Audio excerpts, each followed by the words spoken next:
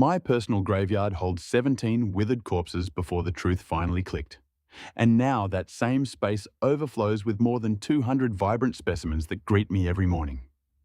I am handing over the 15 non-negotiable tactics that turned me from an executioner into a guardian.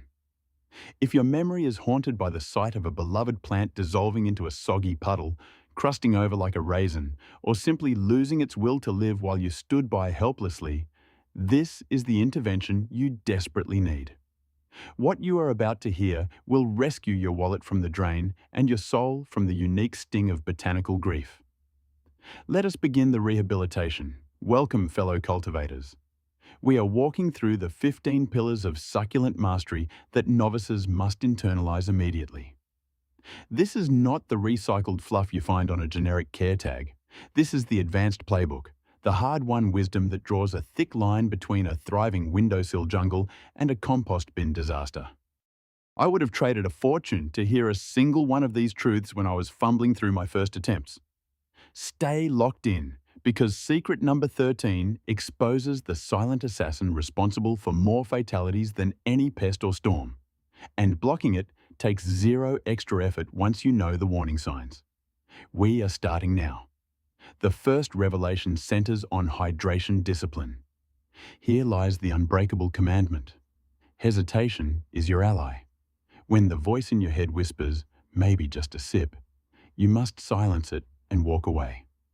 The grim reality is that drowning via affection kills infinitely more specimens than neglect ever will.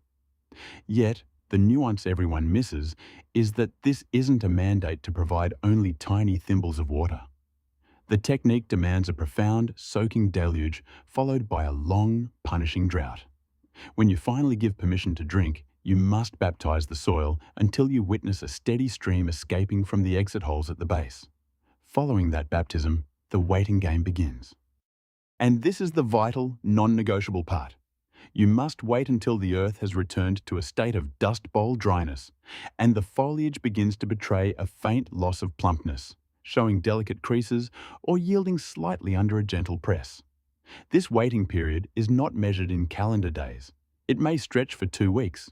It might be 3. In certain humid or cool environments, a full lunar cycle could pass before the soil screams for moisture again. Picture the untamed wilds where these plants originate. They endure an eternity of scorched earth, followed by a violent, life-giving monsoon, then back to the furnace. That is the precise rhythm we are engineering indoors. A timid, frequent drizzle is the equivalent of a lethal injection. Are you giving them a seasonal storm or a slow, suffocating bog? Point number 2 shifts to the absolute tyranny of escape routes. Drainage apertures are not a designer's suggestion. They are a matter of life and exhalation. I possess zero emotional attachment to how aesthetically pleasing that hand-glazed, holeless container appears on the shelf. If water cannot flee the vessel, your plant is living in a coffin with a leaky ceiling. When moisture has no exit, the root system becomes a prisoner submerged in cold, stagnant dampness. Decay moves in quietly, and by the time you notice the collapse above the soil line, the foundation is already mush. Every single vessel in your collection must have an unobstructed portal at the bottom. If you have become infatuated with a solid pot, demote it to the role of a decorative sleeve. Nest a utilitarian plastic grower's pot with ample holes inside that pretty exterior. When you water, lift the inner pot, drench it in the sink, let it drain fully, and then place it back inside its stylish jacket. Alternatively, a diamond-tipped drill bit transforms nearly any glazed ceramic or clay vessel into a functional home in under 60 seconds. Heed this single piece of structural advice, and you will immediately cut your mortality rate in half. Revelation 3 concerns the very ground beneath their roots. Standard, moisture-retentive potting mix is an active adversary to succulent tissue. These plants require a substrate that sheds water like a duck sheds rain. A typical all-purpose bagged mix acts like a sponge in a sealed bag, clinging to dampness for far longer than the roots can tolerate. You may purchase a bag labeled specifically for cacti and succulents, but here is the insider modification that separates the hobbyist from the expert. Even the commercial blends are frequently too dense and organic. My protocol involves cutting that mix with an aggressive dose of porous amendments. I aim for a ratio that approaches 50% inorganic grit. Think perlite, pumice, coarse builder's sand, or even crushed granite. The ideal composition should feel like you are handling gravel with a hint of bark. After you irrigate, the medium should transition from wet to barely damp within 48 to 72 hours. If you can still feel a chill of wetness deep in the pot after 4 or 5 days, you have a suffocation hazard on your hands. Increase the grit content without mercy. This is the hidden architecture that underpins every giant, flourishing collection you have ever envied. Number 4 tackles the grand deception of illumination. Succulents hunger for a quantity of light that far exceeds the expectations of the average apartment dweller. Have you ever spotted that tolerates low light sticker and felt a wave of relief? That is the siren's song luring you toward disappointment. True, the plant will not instantly combust in a dim corner. Instead, it will endure a slow, miserable transformation. The stem will elongate in a desperate, spindly reach for the window, a phenomenon known technically as etiolation. The vibrant, compact rosette you purchased will loosen, pale, and tilt toward the glass like a prisoner yearning for the sun. Most varieties demand a minimum of 4 to 6 hours of direct, or at least very bright, ambient exposure daily. A southern or western-facing ledge is the equivalent of a luxury penthouse in the succulent world. Do you observe that unmistakable stretch? That is not a growth spurt. That is a vocal, visual cry for more photons. If your home resembles a cave, do not despair. A simple, affordable LED grow fixture, a panel, or even a single bulb will arrest this decline entirely. It is the difference between a weak, pastel shadow of a plant and a rock-hard, color-drenched specimen that stops visitors in their tracks. The fifth truth is the counterbalance to the fourth, the paradox of solar injury. Even the most ardent sun worshipper can be reduced to scar tissue if you shock their system. Yes, succulents can suffer the botanical equivalent of a blistering third-degree burn. If you move a plant from the muted, filtered light of an interior shelf directly into the blazing, unshielded rays of a summer patio, you will witness the appearance of bleached, crispy, or brown parchment-like patches within a matter of days. These scars are permanent disfigurements. The solution is a phased induction. Begin the outdoor vacation with no more than 60 minutes of gentle, early morning illumination. Incrementally, add another 30 to 45 minutes every few days over a span of 2 weeks. Morning rays are softer and more forgiving than the brutal, high-angle assault of 2 o'clock sun. Consider this process identical to human skin adapting to summer. You would never fly to the equator and bask unprotected for 8 hours on arrival day. The same principle of patience applies to foliage. Point 6 acknowledges the invisible thermostat. You must understand your specific variety's relationship with the cold. Not every fleshy leaf is built to withstand a hard freeze. Tender varieties, the vast majority of Echeveria, Crassula, and Kalanchoe, will turn to translucent, weeping jelly if the mercury dips below the freezing mark for more than a fleeting moment. If your local forecast threatens anything below 40 degrees Fahrenheit, it is time to initiate an evacuation drill. Scoop up the tender members of the tribe and bring them across the threshold. Certainly, there are alpine stalwarts like Sempervivum that shrug off blizzards with a grin, but they are the exception, not the rule. A rapid 5-minute consultation with a search engine regarding your specific plant's hardiness zone will prevent the morning after heartbreak of discovering a frozen, collapsed ruin on the porch. Are you guessing, or do you know the number? Insight number 7 regards the calendar of relocation. Succulents are not like your voracious tropical foliage plants that need an annual upgrade in shoe size. Quite the opposite. Many species perform their best when their roots are somewhat confined within their vessel. Repotting is a disturbance that should be undertaken roughly every 2 to 3 years, or only when the physical mass of the plant has clearly overrun the available soil real estate. When that day arrives and you perform the transplant, you must observe a sacred pause. Do not introduce water to the fresh wounds for a period of 3 to 4 days. Moving and tearing roots creates microscopic entry points for fungus. Allowing those abrasions to dry and callus over in open air before they encounter moisture is the single most effective shield against post-transplant collapse. It feels unnatural to plant something dry, but this dry shock method is the secret handshake of nursery professionals. Item 8 covers the delicate matter of nutrition. Overzealous feeding is a one-way ticket to soft, bloated growth that attracts every insect within a square mile. These plants evolved scraping minerals from rocky crevices. They are not greedy consumers. During the active months of spring and summer, a single monthly dose of a balanced formula, diluted to half the strength suggested on the package, is more than generous. When the light wanes and the temperatures cool in autumn and winter, you must cut off the supply entirely. Pushing a succulent to grow when it wants to rest results in etiolated, weak stems that snap easily and are magnets for mealybugs. Accept the slow pace.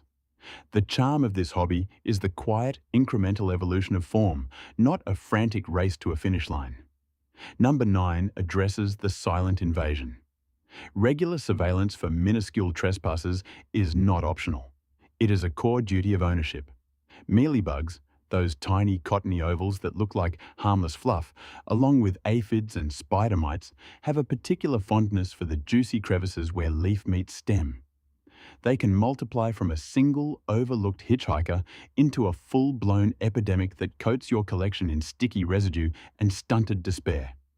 Inspect the undersides of leaves, the tight center of rosettes, and the nooks at the base of the plant. The moment you spot that telltale white fuzz or a fine, dusty webbing, you must act with swift, targeted aggression. Isolate the carrier immediately. A cotton swab soaked in rubbing alcohol applied directly to the pest is a precise and deadly weapon. For broader coverage, a diluted spray of insecticidal soap or neem oil will cleanse the foliage. Make this scrutiny a ritual every time you water.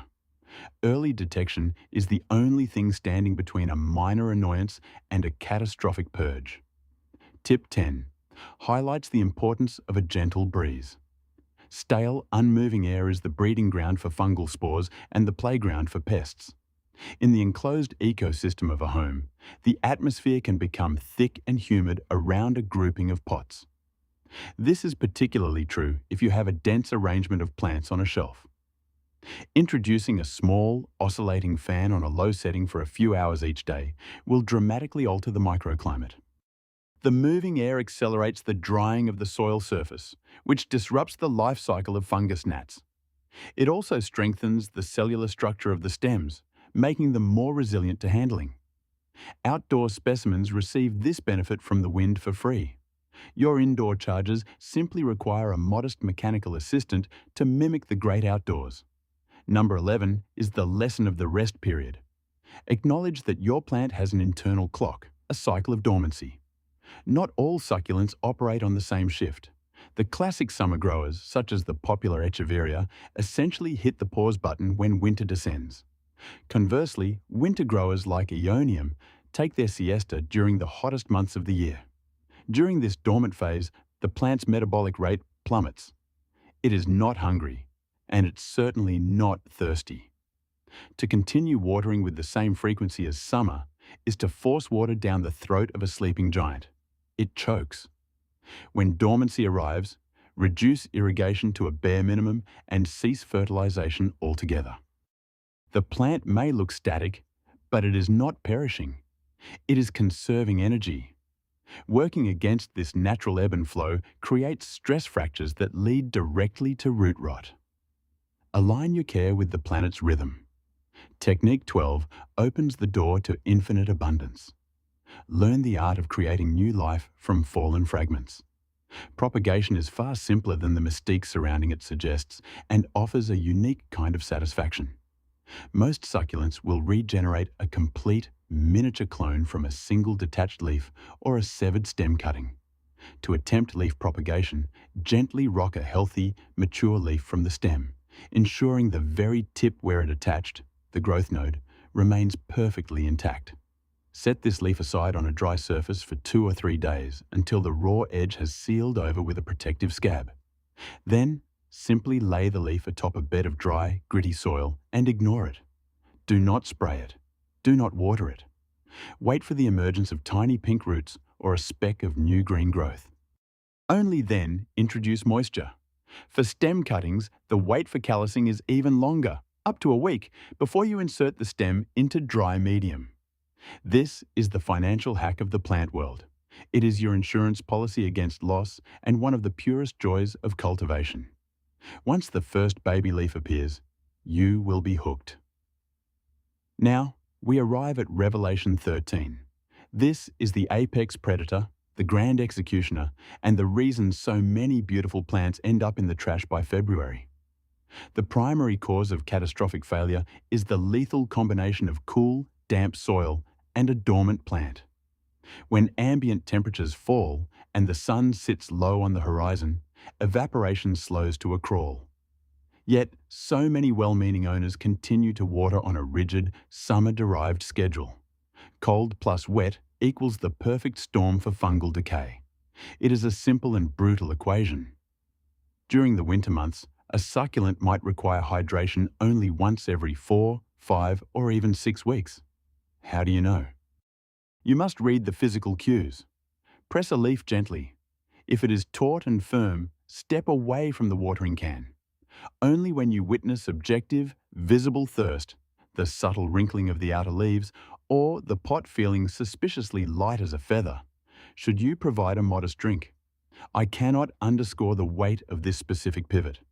Modifying your hydration strategy to mirror the thermometer will revolutionize your outcomes overnight. This one adjustment alone salvaged my entire collection from the brink of ruin. Tip 14 is the practice of strict border control. Every new acquisition is a potential Trojan horse. That glossy, flawless specimen from the greenhouse might look pristine, but hidden in its soil or nestled deep within the crown could be the egg sacs of a future infestation. Introducing a new plant directly into the midst of your established, healthy collection is a gamble with stakes you cannot afford to lose. Enforce a mandatory isolation period of no less than 14 days. Keep the newcomer in a separate room, or at least several feet away from the main grouping. Use this time to scrutinize every fold and crevice. A preventative spritz of neem oil during quarantine is not paranoia. It is sound tactical defense. Only after a clean bill of health is established do you grant entry into the general population. This modest inconvenience is a fraction of the effort required to eradicate a full-scale plague once it has entrenched itself. And lastly, the 15th and perhaps most spiritual of all tips. Cultivate the twin virtues of patience and attentive observation. Succulents are not instant gratification machines. They operate on a geological timescale compared to a pothos or a tradescantia. A week may pass without visible change, and that is not only normal, but expected. True mastery in this realm is not about following a rigid set of rules printed in a book.